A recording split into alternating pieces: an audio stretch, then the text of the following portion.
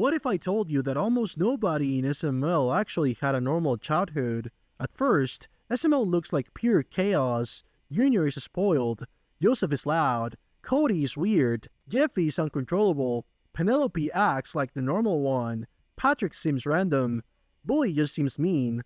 But when you look closer, almost every kid character in SML has something broken behind them.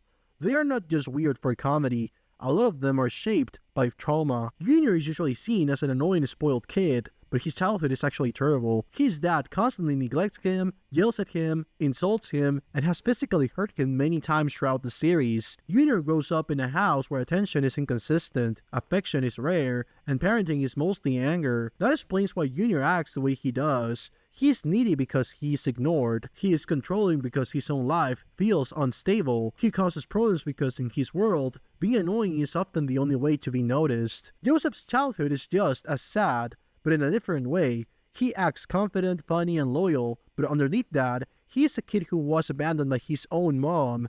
He does not have the kind of family support a child is supposed to have. He lives in poverty and with a lack of resources, so Junior and Cody become more than friends.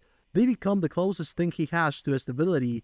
That is why Joseph's energy feels different when you think about it. He jokes around and acts stuff, but a lot of that feels like a shield. If he keeps laughing, maybe he does not have to think about the fact that he was left behind by his own mother and that he may not be able to eat something today. Cody seems like the smartest and most stable one, but his home life is also extremely dysfunctional. His parents are controlling, strange, and emotionally unhealthy in different ways. Cody often feels like the responsible one because the adults around him are not exactly normal. And that is what makes Ken so important. Ken is literally a piece of plastic, but to Cody, he becomes comfort, control, and emotional safety. The joke is absurd, but the meaning is darker. Cody is so desperate for a stable connection that he creates one with a doll. Then there is Jeffy, who probably has the most openly traumatic childhood in SML. Jeffy was abandoned by Nancy, his own biological mother, and before that, she was abusive toward him. He also witnessed his own sister Phoebe being abused and dying, which is one of the darkest backstory details in the entire series. When Jeffy screams, breaks things, disobeys Marvin, or acts impossible to control, it is not just random chaos. Jeffy was shaped by chaos before Marvin ever met him. Marvin and Rose did not create Jeffy's problems. They inherited a kid who had already been deeply hurt. Penelope seems like the most normal kid, but even her childhood is not perfect. Her parents are separated, and Bringing Guy, even though he is funny, is a dysfunctional dad. He's overworked, distracted, immature, and often not emotionally reliable. That makes Penelope different from the others. She is not as chaotic as Junior or Jeffy, but she acts mature, sharp, and judgmental because she has to deal with unstable adults.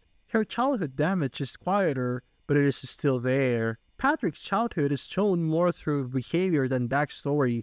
He's hyperactive, impulsive, intense, and hard for the people around him to understand. His relationship with his mom, who seems to have multiple unstable jobs throughout the series, make him feel like another kid who does not get the structure or emotional guidance he needs.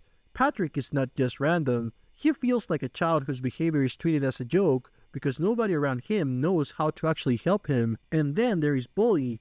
Bully seems easy to dismiss because his whole personality is being cruel. His parents barely pay any attention to him at home and neglect him so badly that they did not even give him a real name. He's literally just called Bully. That one detail says a lot. A child without a real name is a child without a real identity. So bullying becomes his way to feel powerful. He makes other kids feel small because maybe deep down he feels small too. And that is what makes SML more interesting than it looks. SML is a comedy series, so everything is exaggerated. The jokes are loud, ridiculous, and chaotic. But underneath that chaos, there is a pattern. Almost every major kid in SML is strange because the adults around them failed them. They become loud because nobody listened. They become controlling because they had no control.